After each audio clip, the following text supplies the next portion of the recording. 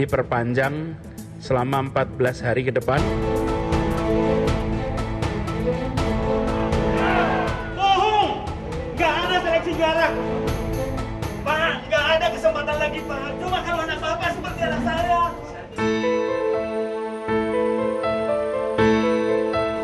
Kami mau sistem ini dibatalkan. Dan dibilang, ini tidak adil bagi kami anak-anak.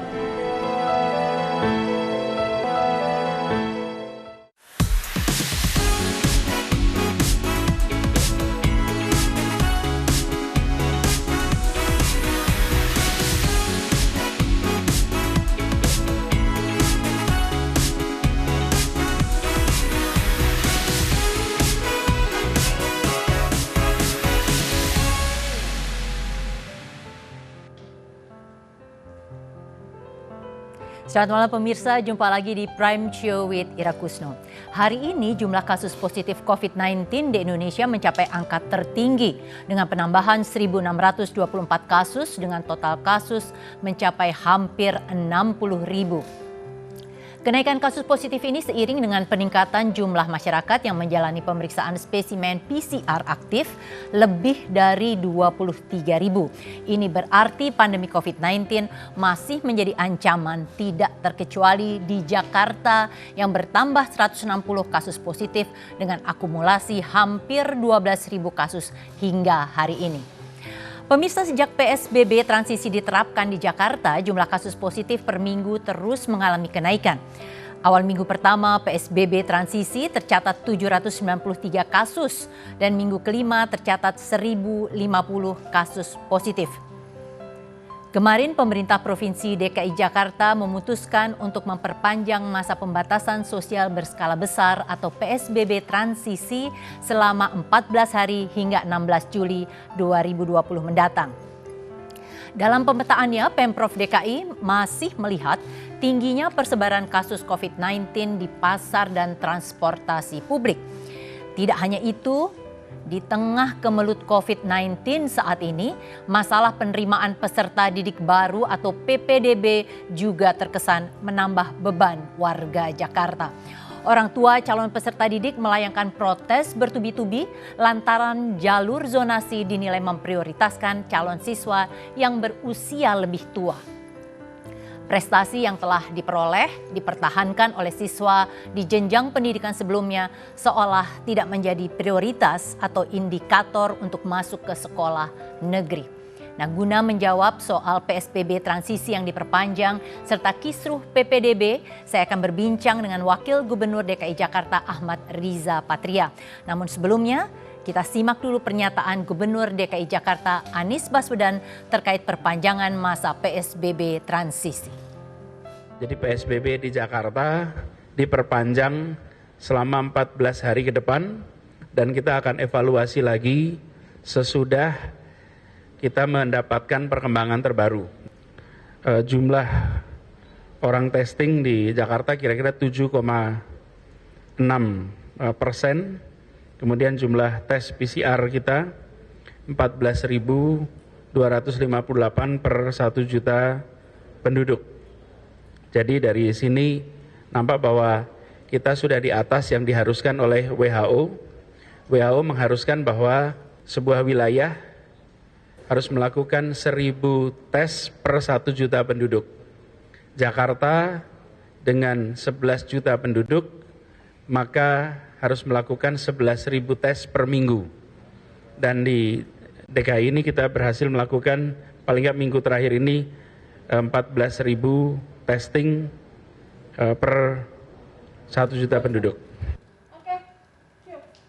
Pemirsa, selain berbincang dengan Pak Wagub, Bang Riza juga telah hadir di studio seorang epidemiolog dari Fakultas Kesehatan Masyarakat Universitas Indonesia yaitu Dr. Triyunis Miko Wahyono.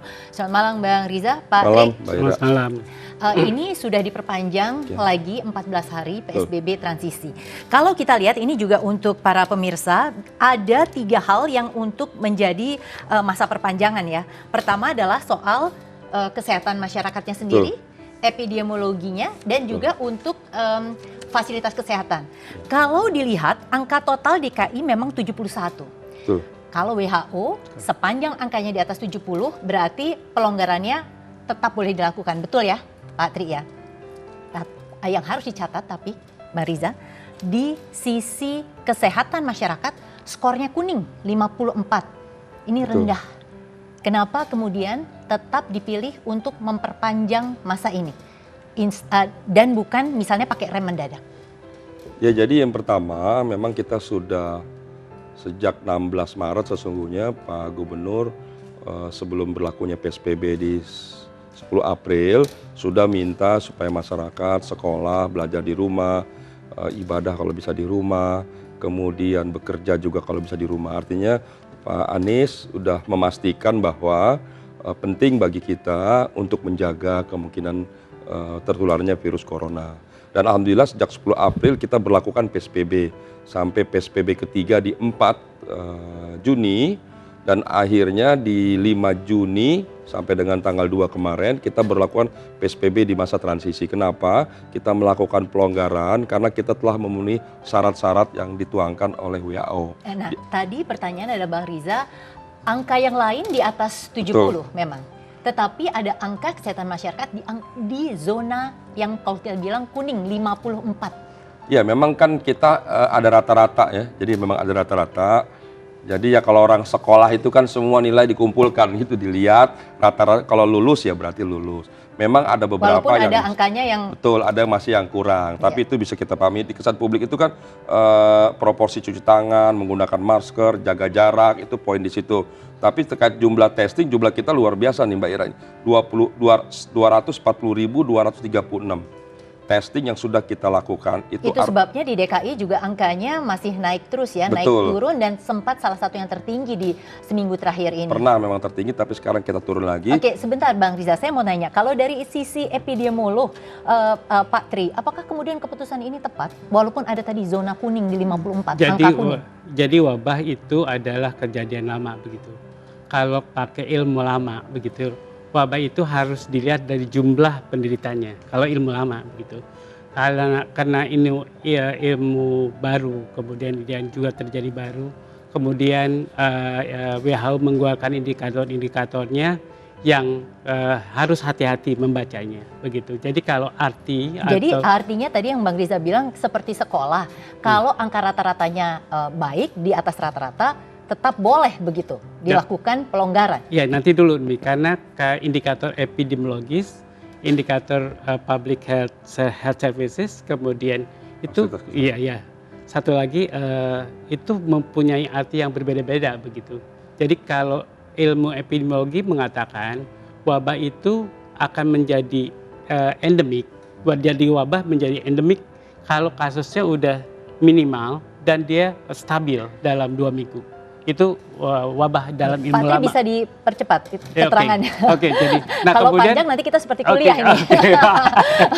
Jadi kalau lihat indikatornya, nah ini yang jadi belibet begitu. Jadi kalau indikator 71% dengan segala indikator disatukan, itu artinya apa gitu. Jadi karena saya bertanya gitu, artinya apa? Ya artinya tepat atau tidak? Pertanyaan saya sebenarnya singkat saja. Yaitu kalau kita melihat wabah, nggak bisa disatukan dengan public health services begitu. Jadi sebenarnya harus dilihat indikasinya satu-satu. Bang Riza, tanggapannya. Jadi sebenarnya harusnya nggak bisa nih kayak orang mau lulus semuanya dijadikan angka rata-rata. Jadi kita harus lihat yang dimasuk kesan publik itu apa. Kesan publik itu adalah seberapa besar jumlah testing dan kontak tracing.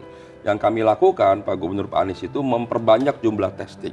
Dan ini sangat positif, ya kami diakui oleh dunia, oleh WHO bahwa Jakarta provinsi di Indonesia yang paling banyak melakukan testing. Memang ketika kami melakukan testing dengan sendirinya penemuan atau penyebaran itu ada ditemukan dan meningkat.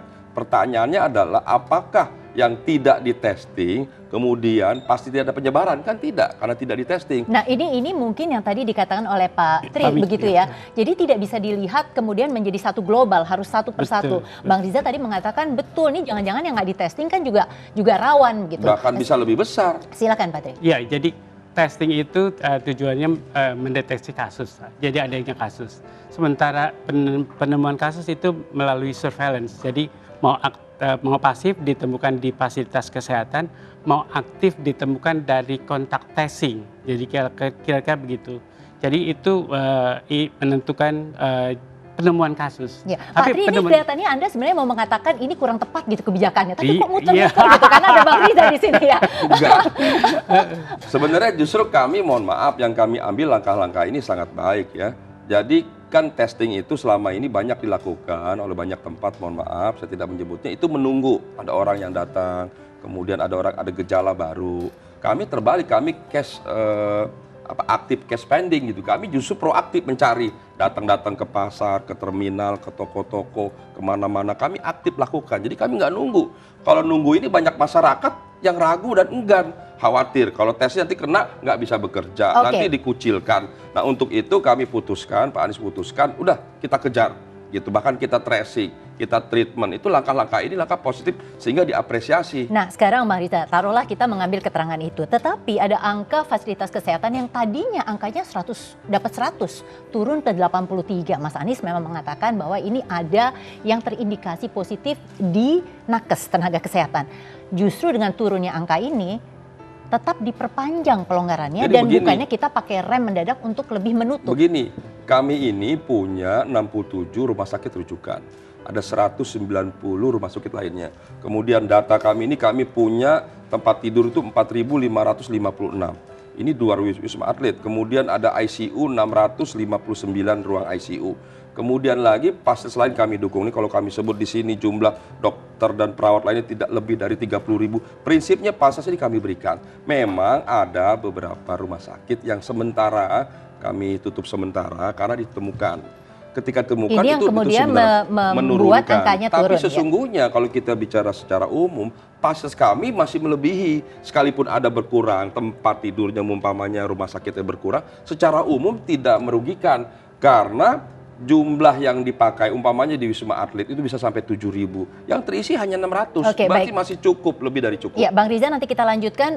Pak Tri kelihatannya sudah mau menyela. Ini sebenarnya ada yang tidak setuju juga. Pemirsa tetaplah bersama kami karena Prime Show with Ira Kusno akan kembali sesaat lagi, tentunya sesudah jeda komersial berikut ini.